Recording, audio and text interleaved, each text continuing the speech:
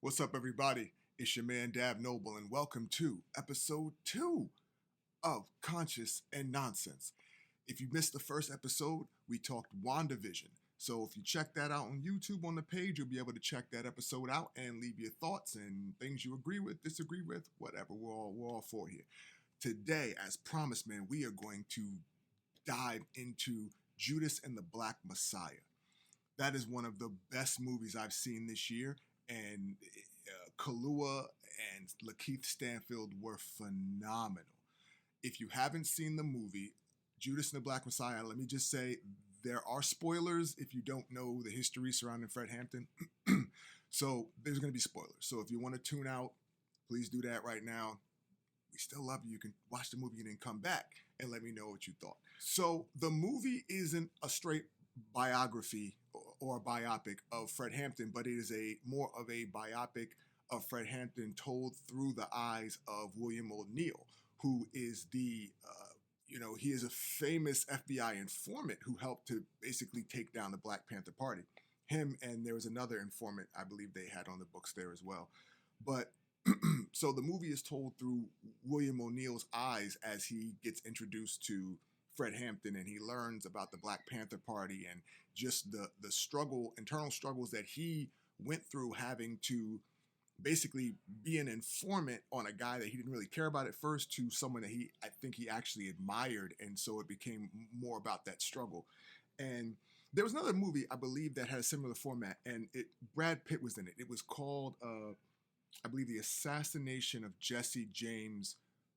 Was it The Coward, Robert Ford, or I forgot the guy's name. I think that was Casey Affleck. But that movie was told, I believe, through the eyes of Casey Affleck, leading to the death of Brad Pitt's Jesse James. So it's a similar format here. We have, the rise of Fred Hampton and the Black Panther Party and everything that came along with that and his death and everything surrounding that, seen through William O'Neill's eyes. And to be honest, I know that we all, in the Black community, snitching is a everybody don't snitch, don't be a snitch. And definitely if you're an informant, that's like the worst. I know Donnie Brasco is another movie about, a famous informant, and they have those just the rat terms. But man, like watching that movie, just to focus on Lakeith Stanfield, he sold that movie. I mean, can you imagine being 17 years old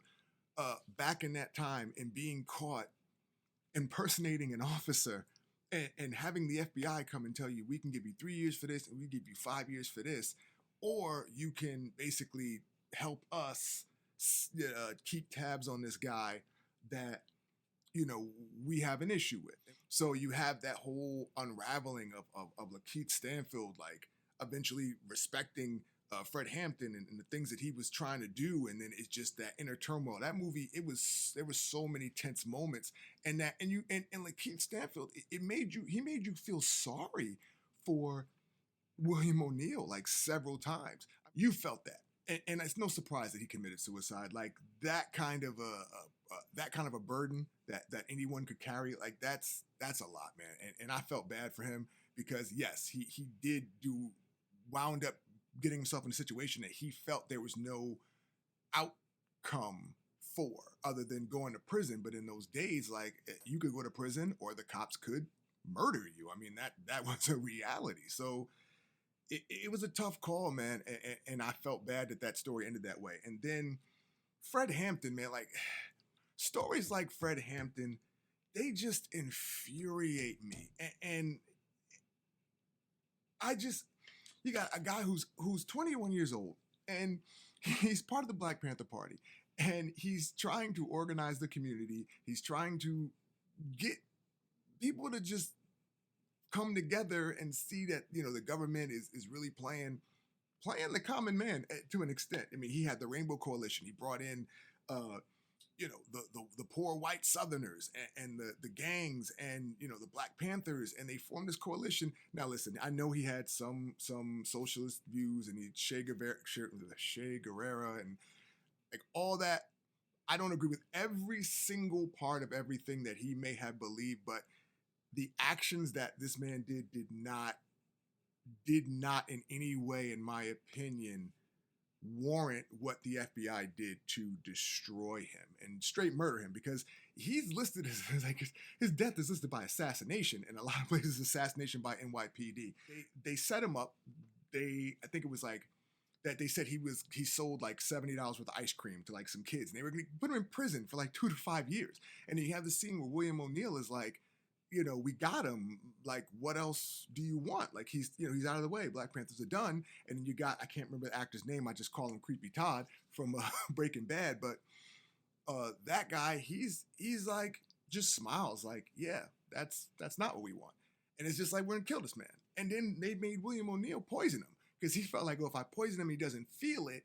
Then, like, that movie was crazy. And the fact that, I think it was one of the Sheens that played Hoover. No, was it? That wasn't a Sheen, was it? I'm not sure. I gotta check that. But that played FBI Hoover, man. I mean, Jesus, when he said rape, pillage, and conquer, it's like that is the epitome of the mindset of a person who I believe believes in like superiority, like the white superiority. And it's the idea that, Black people, to a lot of these people who think that way, are conquered people. You know what I mean? So at no point in time is it ever okay for us to have equality, for us to be equal, because we'll never be equal to certain people.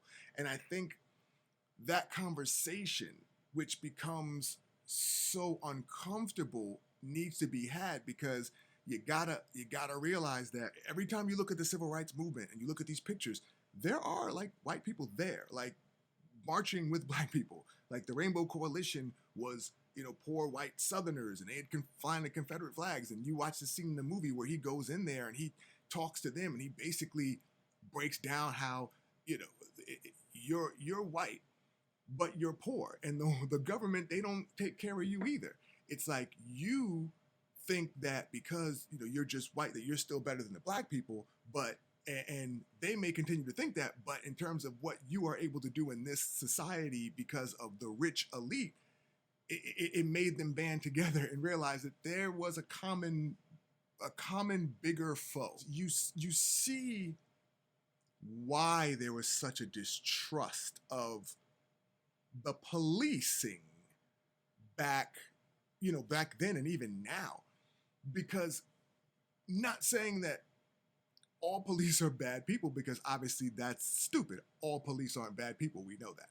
But to say that police haven't been used as a tool of white supremacy would be the people in this country lying to themselves, because there is a history there of the police and law enforcement being used by the government, by people above to regulate and control. And the Black population, man, we have a bad history with the police, and you see it. There's a distrust of the government, there's distrust of the police, and things obviously like this, Fred Hampton being assassinated by the NYPD. I mean, there are pictures of him being taken out of his apartment, and police officers are smiling. You have just a history of Black leaders who were trying to fight for just the basics of equality, the basics of a standard of life, that were killed. You had, Hampton. He was drugged and shot. He just didn't want Black people to feel like they weren't anything, to be able to have be picked up and beat up by cops, and he wanted to protect Black people from that, so that we could have a chance to work alongside other people who didn't look like us, didn't necessarily believe everything we believed, but knew that everybody deserved to have a chance. And the government hadn't killed. Martin Luther King was shot and killed. He just wanted equality. They marched for equality. Malcolm X. Now, I know some people don't agree with some of the radicalized portions of his message, but even towards the later ends of his life, when he saw that, when he went to Mecca and he saw that there were people of other colors together, it's like the message, kind of changed, but the government tapped him. He's dead. He was murdered. Medgar Evers. Medgar Evers was another leader. He just wanted fair schooling. He just wanted integration. They murdered him too. Some black people say, let's just go to our own place. But then you have places like Rosewood, which was a town that existed, quiet, self-sufficient, burned to the ground, gone because of lies. You had Tulsa, Oklahoma, which was shown very, very amazingly in the Watchmen series, by the way. That another town, an affluent town, they called it a race riot because people didn't want someone to get lynched. Like you gotta acknowledge these things. Like people have to talk about these things. There is a passed down trauma for a lot of Black Americans living in this country that has been passed down through generations because of the actions of people in power. You have songs like Strange Fruit by Billie Holiday that describing lynchings, which were a common occurrence. Unfortunately, you had Lovecraft Country, talked about sundown towns, where in certain towns you just couldn't go if you were Black because if the sun went down, it was illegal. They could kill you. They could lynch you. So I look at movies like Judas and the Black Messiah, and I see them as pieces that are meant to open further discussion. I don't want movies like that to people to take from that and say, hey, look at this, like now let's go and kill all the white people, because that's not what I'm on. I just think movies like this are very, very good thought pieces that people can use to discuss what history has been, communication, and towards trying to understand, because I'm not one of those people that believe that everybody is, the racist establishment, because obviously history has shown that that's not true. There have been, people of other white people who were abolitionists. Like, so I don't take that stance, but I do think that conversations need to take place in order for overall healing and moving forward. My view of this movie, I gave it an A. This movie is an A, and it's definitely conscious, man. It's a conscious movie, dude. It's a lot to talk about. So we've come to the end of another episode 2 of Conscious and Nonsense, the Judas and Black Messiah talk. I hope you enjoyed it. If you liked, please like the video. You can subscribe to the page and pass it along, man. Let's have this dialogue. Leave your comments in the comment section, and hopefully you'll tune in for the next episode. One of the videos will be for my sports fans, because I will talk about what I think went wrong with the New York Giants and what I think they need to do to fix it. So until next time, peace.